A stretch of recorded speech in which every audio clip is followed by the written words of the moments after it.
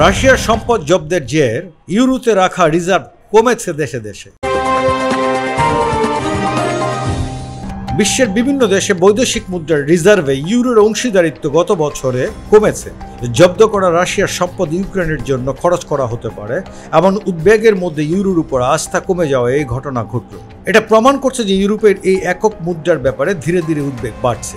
Financial টাইমসের খবরে বলা হয়েছে, গত বছর বিভিন্ন দেশের কেন্দ্রীয় ব্যাংক তাদের বৈদেশিক মুদ্রার মজুদ থেকে 10,000 কোটি ইউরো কমিয়ে ফেলেছে।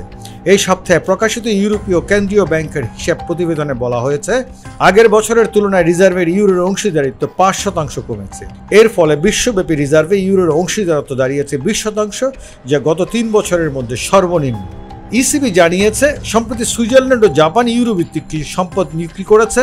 এর উদ্দেশ্য নিজস্ব মুদ্রায় প্রতি মান চাঙ্গা করা, কিন্তু এই সময় তারা অন্যান্য মুদ্রা যেমন মার্কিন ডলার কিংবা জাপানি ইয়েনে রাখা সম্পদ বিক্রি করেনি, বরং গত বছর এইসব মুদ্রায় তারা সম্পদ বাড়িয়েছে। রাশিয়া তার প্রায় 40% বৈদেশিক মুদ্রার রিজার্ভ ইউরোতে সংরক্ষণ করত। এই হার তুলনামূলকভাবে অনেক বেশি।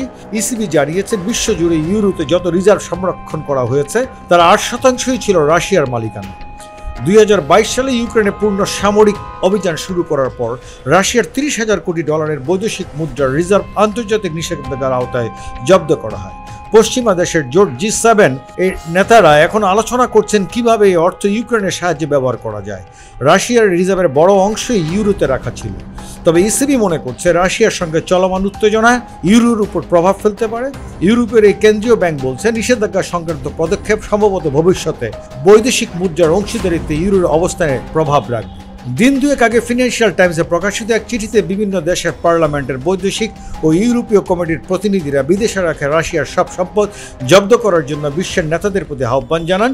যেসব দেশের পার্লামেন্ট সদস্যরা চিঠিতে স্বাক্ষর করেন সেসব দেশের মধ্যে রয়েছে জার্মানি, যুক্তরাজ্য, যুক্তরাষ্ট্র। ওই চিঠিতে বলা হয়, চূড়ান্ত লক্ষ্য হওয়া উচিত রাশিয়ার সমস্ত সম্পদ সম্পূর্ণভাবে জব্দ করা এবং তা ইউক্রেনে পাঠানো। তবে এই প্রক্রিয়া যেন আন্তর্জাতিক আইন মেনে করা হয় তা নিশ্চিত করতে হবে।